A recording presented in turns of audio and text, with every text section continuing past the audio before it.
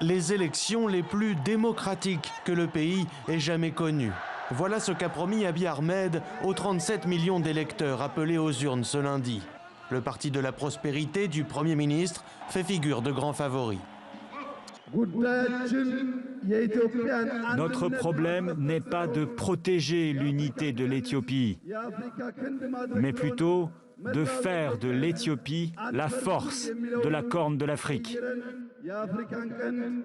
Faire fi de la guerre et des tensions internes et tout miser sur son bilan économique, dans les faits, la stratégie électorale d'Abiy Ahmed est mise à mal.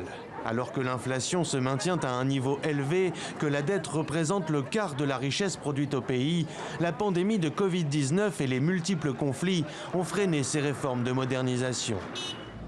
Au Tigré, où les combats se poursuivent sur fond de soupçons de massacre, le conflit est devenu crise humanitaire. Là-bas, 91% de la population a besoin d'une aide alimentaire d'urgence.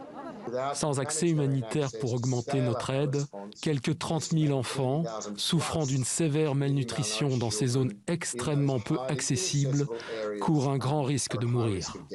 Famine, insécurité et contraintes logistiques, au total c'est près d'un cinquième des circonscriptions du pays qui sont privées de scrutin. Entre les revendications nationalistes dissuadées par le pouvoir, les violences entre populations Oromo et Amara et l'arrestation d'opposants politiques qui inquiètent à l'international, l'ouverture promise par Abiy Ahmed il y a 3 ans reste marginale pour de nombreux Éthiopiens.